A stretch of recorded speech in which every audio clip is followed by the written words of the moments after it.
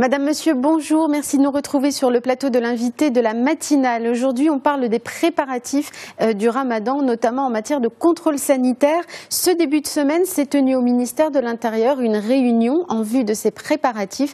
Elle a réuni les principaux acteurs concernés, dont l'ONSA, l'Office national de la sécurité sanitaire et alimentaire. Parmi les produits à surveiller, les produits laitiers qui sont fortement consommés par les Marocains dans cette période. Pour nous parler du contrôle de ces produits en particulier, nous recevons ce matin le docteur Abdelghani Azzi. Vous êtes chef de la division de la sécurité sanitaire des produits et des sous-produits animaux à l'ONSA. Merci d'être avec nous. C'est moi qui vous remercie d'avoir invité l'ONSA, d'être parmi vous sur ce plateau. Bienvenue. Alors, monsieur Azzi, je le disais, ce début de semaine, c'est donc tenu une réunion au ministère de l'Intérieur pour faire les préparatifs de Ramadan. En quoi consistent précisément ces préparatifs et quelle importance et pourquoi surtout a été accordée aux produits laitiers? Exactement. Donc, comme il est de coutume, chaque année, c'est une réunion annuelle qui se tient chaque année entre des départements concernés par le contrôle durant toute l'année, mais c'est surtout pour renforcer le contrôle durant le mois de Ramadan et pour toucher surtout les produits qui sont les plus consommés et principalement les produits qu'on dit les produits périssables, notamment les produits laitiers, les viandes, les produits de la pêche, ainsi que d'autres produits d'origine végétale. Donc c'est juste pour coordonner et pour organiser la programmation de contrôle pour le mois de Ramadan pour assurer aux consommateurs des produits salubres et de bonne qualité. Est-ce qu'elle est juste renforcée pendant le mois de Ramadan? Parce que j'imagine que ce sont des produits qui sont surveillés tout au long de l'année. C'est quoi en moyenne la consommation annuelle pour les Marocains de ce type de produits? La consommation annuelle est passée de 2009 à 2016 de 62 kilos par habitant par an à 72 kilos par habitant par an et nous envisageons atteindre les 90 kilos de lait par habitant par an. C'est les recommandations de l'Organisation mondiale de la santé. Donc les Marocains sont encore un peu en dessous. Nous sommes encore en dessous, alors que nous avons une bonne, forte production laitière qui, à date d'aujourd'hui, à 2,5 milliards de litres. Et à l'horizon de 2020, nous aurons environ 4 milliards de litres. C'est prévu dans le plan Maroc vert. Tout à fait. Alors, quel type de produits laitiers sont consommés pour qu'on sache aussi ensuite, quand on va décrire les risques et les contrôles, est-ce que ce sont des produits bruts, est-ce que c'est des produits dérivés? Qu'est-ce qui détermine en fait cette consommation que vous venez d'évoquer? Voilà, comme vous savez, donc les produits laitiers sont largement consommés de par les dérivés laitiers. Et le mois de Ramadan, surtout, on consomme trop les produits traités.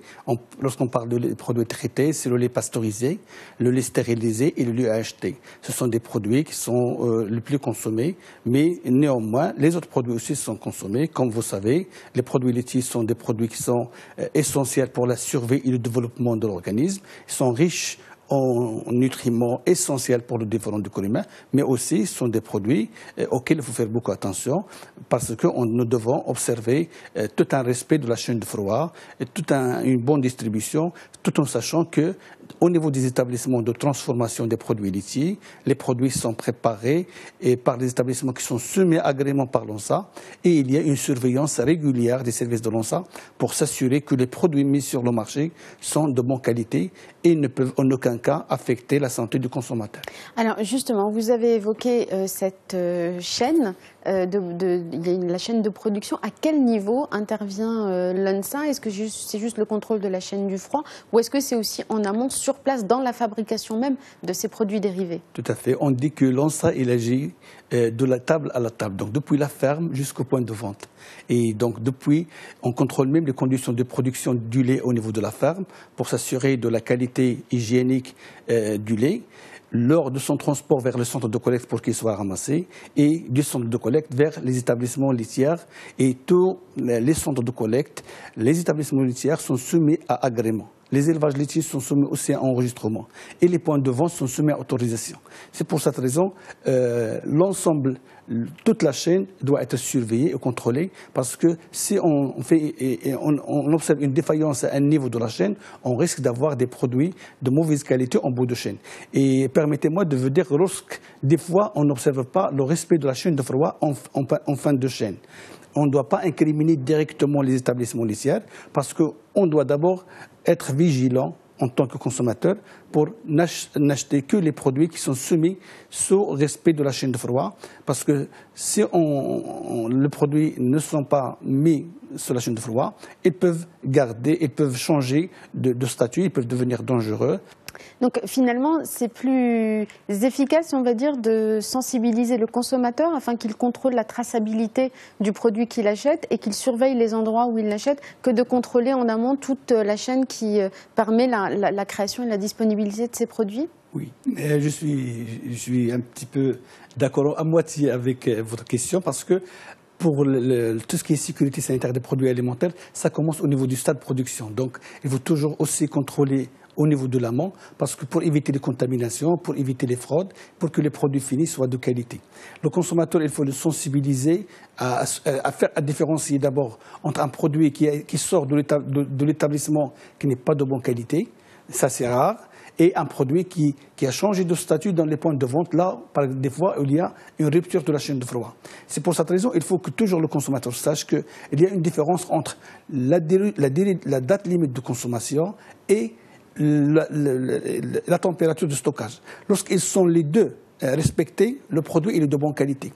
Si par exemple nous avons un produit qui est stocké à la température ambiante, même si la date limite de consommation reste encore valable, le produit peut ne pas être de qualité.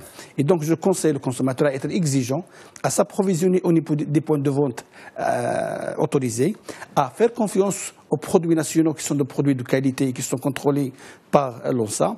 Et à défaut, si jamais les gens achètent des produits du circuit informel, il faut qu'ils observent d'abord le traitement thermique qui est obligatoire pour assurer quand même la protection sanitaire.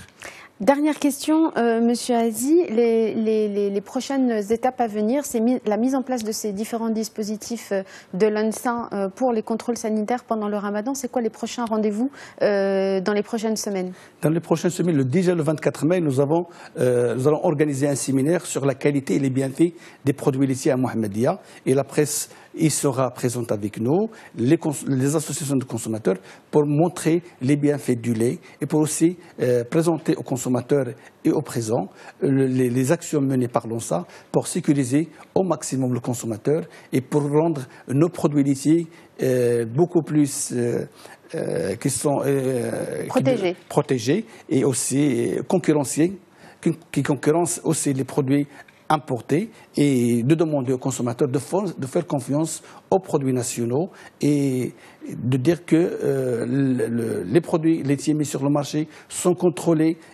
aussi bien au niveau national qu'à l'importation. C'est très important, si vous voulez que je vous parle un petit peu de l'importation. Il nous reste une petite minute. C'est des produits qui sont soumis au contrôle à l'importation et aucun produit ne peut accéder au marché s'il ne se soumet pas à un contrôle. Sans avoir répondu à tous les critères du contrôle. À tous les critères de conformité à l'importation. Merci beaucoup, Dr Abdelghani Azi, d'avoir été avec nous pour parler du contrôle sanitaire à l'approche du Ramadan. Merci infiniment. C'est moi qui vous remercie. Merci à vous tous et à vous toutes de nous avoir suivis. Restez sur Médien TV dans un instant, la suite des programmes. Je vous souhaite une excellente journée à tous.